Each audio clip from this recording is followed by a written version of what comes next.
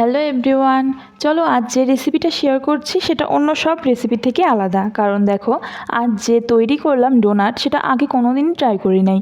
তোমরা বিশ্বাস করবে কি না, কোনোদিন খেয়েও দেখিনি এই ডোনাটটা কেমন খেতে হয়। তো হঠাৎ মাকে এই রেসিপিটা দেখা মাত্রই মা রাজি হয়ে গেল। আমি ভাবলাম ওকে, যেহেতু মা রাজি হয়ে গেল তাহলে তোমাদের সাথেও শেয়ার করা হয়ে যাবে।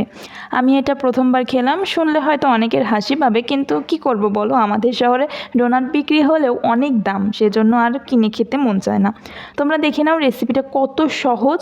বাড়িতেই যদি এত সহজে বানানো যায় তাহলে শুধু শুধু এত দাম দিয়ে কেন কিনতে যাবে বাজারে। এবার চলো তোমাদের দেখিয়ে দিই কী কী উপকরণ লাগছে। প্রথমে 1 কাপ দুধ দিয়েছি, তারপর দিয়ে দিব একটা ডিম, 1 চামচ লবণ, 1 চামচ চিনি, তারপর দিয়ে দিব ময়দা।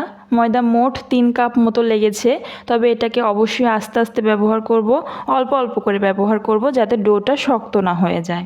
যেহেতু এটাতে ইস্ট দেওয়া 1 চামচ, আমি এখানে 1 চামচ ইস্টও দিয়ে দিয়েছি। যেহেতু ইস্ট দেওয়া সেহেতু ময়দাটা মাখতে একটু অসুবিধা হবে, তবে তোমরা ময়দাটা পরিমাপ মতো নিয়ে নিবে। এবার একটু তেল দিয়ে ভালো করে মথে নিচ্ছি, ঢাকা দিয়ে রেখে দিব। আমরা ঢাকা দিয়ে রেখে দিয়েছিলাম প্রায় 3 থেকে 4 ঘন্টা মতন, কারণ ইস্ট ফুলতে একটু সময় লাগে। ডোনাটটা বানাবে সেদিন একটু সকাল সকাল এটাকে মাখিয়ে রেখে দিবে, যাতে বিকেলের দিকে তোমরা বানাতে পারো। তো দেখতে পাচ্ছ ডোটা কিন্তু অনেকটা ফুলে এসেছিল। এবার একটা একটা করে লেচি কেটে নিচ্ছি, একটু বড় বড় করে কেটে নিচ্ছি, কারণ ডোনাটগুলো একটু বড় বড় হলেই খেতে ভালো লাগবে। যেহেতু বাড়িতে বানাচ্ছি সেহেতু বড় করে কেন খাবো না। ডোনাটগুলো বানানোর পরে কিন্তু 15 মিনিট অপেক্ষা করেছিলাম। 15 মিনিট পর তোমাদের দেখিয়ে দিচ্ছি কিভাবে ডোনাটগুলোকে কেটে নিতে হবে। মাঝখানে একটা কাটার দিয়ে মাঝখান থেকে কেটে নিব। এবার একটা কড়াইয়ে দিয়ে দিব রান্না সাদা তেল, ভাজার জন্য তেলটা একটু বেশি করে দিচ্ছি। একদম লো আঁচে ডোনাটগুলো ভেজে নিব। ডোনাটগুলো ভাজা হতে খুব একটা সময় লাগে না, আর একদমই ভেতরে তেল ঢোকে না।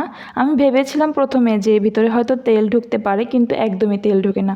তো এখানে 2টি পাত্রে আমি চিনির গুঁড়া নিচ্ছি ডেকোরেট করার জন্য। তোমরা কিন্তু এই ডোনাট কিন্তু বাড়িতে একবার ট্রাই করতে পারো। ডেকোরেশনের জন্য চিনির গুঁড়ার মধ্যে দিয়ে দিচ্ছি চকলেট এজেন্স, 1 চামচ পরিমাপ দিয়ে দিব কোকো পাউডার, আর দিয়ে দিচ্ছি লিকুইড দুধ। ভালো করে সবগুলো উপকরণ মিশিয়ে নিচ্ছি।